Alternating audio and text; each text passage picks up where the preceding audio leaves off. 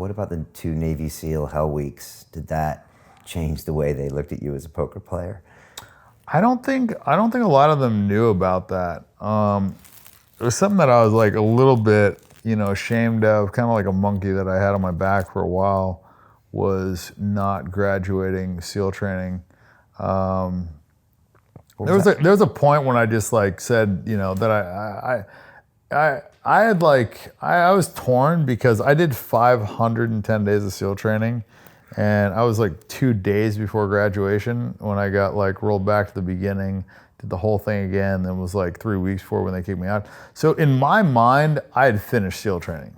Like those 2 days was like me fucking like flying back to Coronado and getting my fucking, graduation thing, right? So like in my mind, I had done it.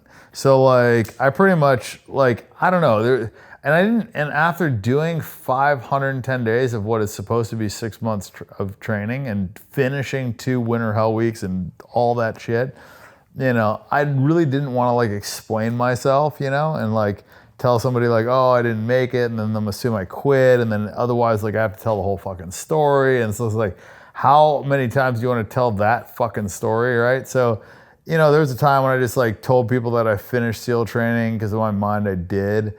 And then most of the time I just didn't talk about it. Like I didn't even like mention it because it was like not really something that I like wanted to discuss.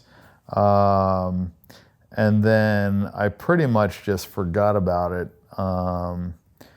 and just didn't even really like consider it once I started gambling and I made all my money gambling. Like I didn't give a fuck about it anymore. But it definitely bothered me for a while because it was like, I dedicated like a good like 4 or 5 years of my life to it, and I really got railroaded. So to me, it was definitely like a sore spot. But at the end of the day, it was the best thing that ever happened to me because 3/4 of my class that graduated died.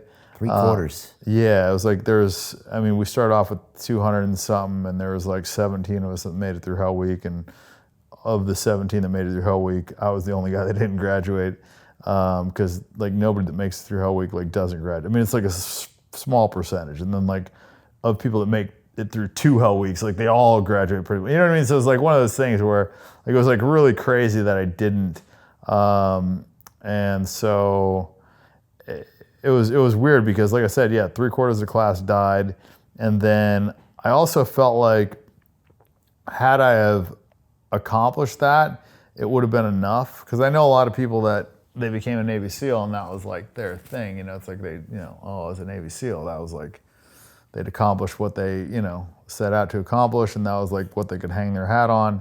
And I might have been in that same boat because I really just like went in there initially just to like prove that I could do it. I didn't really even like give a fuck about doing the job.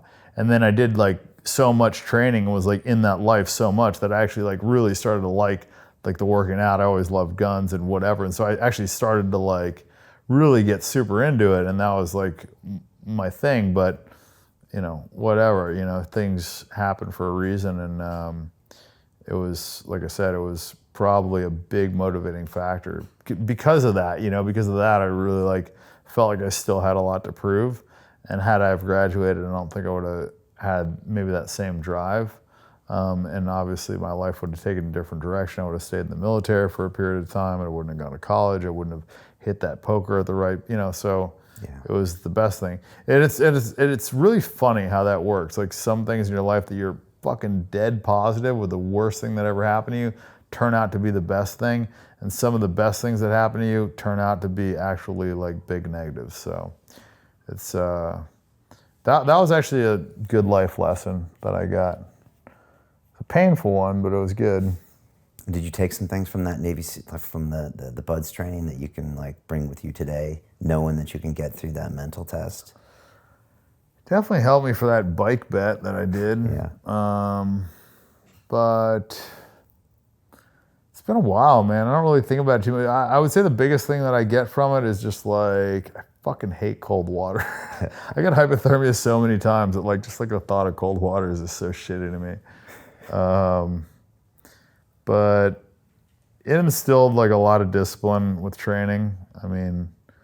I trained at like such a high level, such a performance level for so long. and I had reached such a crazy degree of cardio ability. And that stuck with me for a while. I mean, I still train religiously, and I'm super disciplined about that. I'm super disciplined about my diet. So it was a huge net positive. The military was probably one of the best things that I did. Yeah.